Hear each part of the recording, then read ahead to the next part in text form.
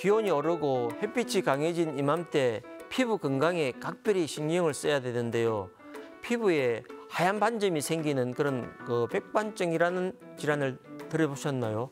이 백반증은 피부에 나타나는 하얀 반점 형태의 병변을 제외하면 사실상 자각할 수 있는 증상이 없어서 단순 미용 질환으로 치부에 방치하거나 또 치료 시기를 놓치기 쉬운 그런 질환일 수 있습니다. 이런 가운데 잘못된 오해로 인해서 이 질환을 키할 수 있기 때문에 특히 주의가 필요합니다. 안녕하세요. 피부과 전문의 최영수 원장입니다.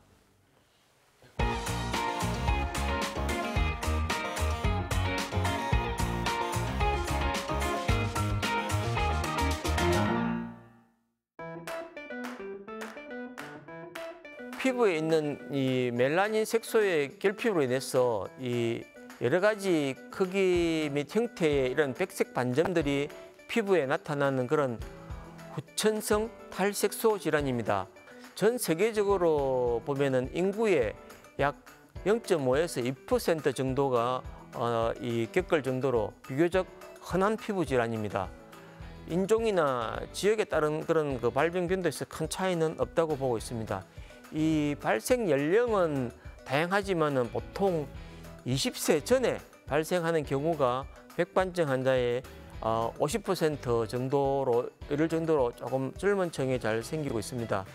이 질환은 구약 성경에서도 언급이 되었을 정도로 현대뿐만 아니라 아주 오래전 옛날부터 발생되어 온 그런 피부 질환입니다. 네, 백반증의 발생 원인은 정확하게 아직 알려져 있지 않습니다. 백반증 환자의 약 30% 정도에서 이 가족력이 발견되기 때문에 어떤 유전적 요인이 의심되고는 있습니다. 또한 이제 스트레스나 외상, 일광 하상 등이 이제 백반증 발생에 보조적으로 또 작용하는 원인으로 또 알려져 있습니다. 백반증 환자의 면역 체계에 문제가 있어서 피부에 존재하는 정상적인 색소세포, 즉 멜라닌 세포를 이 면역 세포들이 비정상적으로 공격해서 죽인다는 그런 자가 면역설이 비교적 유력하게 인정되는 그런 학설이고요. 비정상적인 기능을 가진 그런 신경세포가 항물질을 분비해서 주변의 색소세포에 손상을 일으킨다는 그런 신경체액설도 있고, 또 멜라닌 세포가 스스로 파괴되어서 백반증이 생긴다는 그런 색소세포 자가파괴설, 이런 설들이 있는데요. 이런 설들이 따로따로 작용한다기보다는 복합적으로 이렇게 작용한다는 그런 가설이 가장 유력하게 대두되고 있습니다. 하지만 어떤 학설도 이 백반증을 100% 정확하게 이렇게 설명해 주지는 못합니다. 네, 사실 백반증을 가진 젊은 환자들 중에는 이 백반증이 유전될까 걱정이 되어서 결혼도 좀 꺼리고, 또 결혼하더라도 자식을 갖는 것을 주저하는 경우까지도 있을 수가 있는 것을 봤습니다. 이 가족이나 친척 중에 이제 백반증을 갖고 있는 경우에 이 백반증 환자가 이제 보통 한 10%에서 40% 이렇게 다양하게 이렇게 보고는 되고 있는데, 보고마다 좀 차이가 있지만 대체로 한 10%, 20% 정도에서 이 유전되는 것으로 알려져 있습니다. 특히 성인 백반증보다는 소아 백반증 환자에서 이 성인보다 가족력이 3배 이상 더 높은 것으로 이렇게 나타나서 소아 환자들은 유전적 소인을 조금 더 가지고 태어난 걸로 이렇게 그래서 백반증이 일찍 생기는 걸로 보고 있습니다. 그러나 이 백반증 발생은 이런 유전적 요인 말고도 다른 후천적인 그런 인자들이나 환경적인 요소가 많이 작용할 수 있기 때문에 이 백반증 환자들이 후손들에서 백반증이 반드시 많이 생길 것이다 이렇게 예측하기 힘듭니다. 또 백반증이 또 전염시키는 그런 질환이 절대로 아니기 때문에 피부 접촉에 이런 것에 있어서 꺼리낄 필요가 없습니다. 네, 백반증은 사실 뭐 여러 가지 크기와 형태를 다양하게 가지고 이렇게 백색 반점이 나타나게 되는데요. 경계부를 따라서 그 주위가 조금 더 검게 가색소 침착이 되는 그런 경우도 있고, 또 홍반성의 경계를 보이는 그런 경우도 있는데, 조금 이런 경우에는 이 백반증이 좀 번지는 이런 형태에서 좀 활성화됐을 때 나타나는 그런 현상이고, 대부분은 이제 다양한 형태 그냥 백색 반점이 나타나는 경우가 많습니다. 이 백반증 외에도 백반을 일으키는 경우가 많기 때문에 스스로 이 백반증이다 이렇게 치료가 안 된다 이렇게 판단해서 진단을 내리거나 또 잘못된 치료를 받지 않도록 이런 증상이 생기면 꼭 그 담당 의사의 진찰을 받고 지시에 따라서 치료하는 것이 좋습니다. 백반 부위에 보면은 또 그 모발 색깔이 이제 하얗게 탈색되는 그런 경우도 있고, 또 이런 그 간혹 어떤 경우는 이제 이 피부부터 하얘지는 게 아니고 이 모발 색깔부터 먼저 탈색이 처음 생겨나는 그런 경우도 있습니다. 정상은 사실 그 피부 어느 부위에나 다 발생할 수 있으며, 발생 양상은 다 그 개인차가 또 있습니다.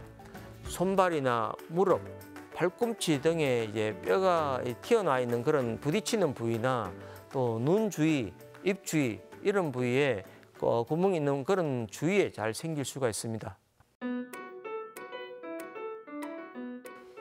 전신형의 경우에 막 온몸으로 이렇게 번지는 그런 전신형 백반증이 있는데요. 이런 경우에도 처음에는 조그마한 반점으로 시작되어서 이제 나중에 퍼지기 때문에 처음에는 국소형 같이 보여서 치료에 잘 반응하다가 거의 완치되는 듯 하다가 또 얼마 후에 보면은 전신증으로 바뀌어서 다른 여러 부위로 번지는 그런 경우도 있습니다. 그래서 이 문제는 이제 처음에 이 백반증이 생겼을 때 이게 국소형 백반증인지 또 나중에 전신형으로 변화할 수 있는 그런 형태인지 알 수 있는 그런 방법은 없습니다. 그래서 얼굴에 이제 한두 개 있던 반점이 거의 완치되어서 뭐 치료를 잘 받고 있다가 어느 순간에 몸통에까지 막 생기는 그런 환자를 보면 사실 이 피부과서로서도 정말 이제 뭐 그렇게 심한 경우에는 어찌할 수 없는 무력감에 빠지기도 합니다. 그런데 백반증 중에서도 조금 범위가 넓은 경우에도 분절형이라고 있는데요. 이런 경우에 한쪽 편으로 생기는 그런 경우에는 충분히 진행된 경우이지만은 더 이상 많이 번지고 그렇게 하지 않는 그런 비교적 여유가 좋은 형태라고 볼 수 있습니다. 병원에서 시행하는 백반증 치료로는 이제 몸 전체에 많이 생겼을 때 전신적으로 쪼아주는 그런 광선 치료가 있고, 또 최근에 많이 시행하는 그 엑시머 레이저 치료로 치료가 잘 되고 있습니다. 그 외에 과거에는 이제 스테로이드제를 뭐 복용한다든지 바르든다든지 이렇게 하는 방법도 사용했는데 보조적으로 사용할 수가 있고요.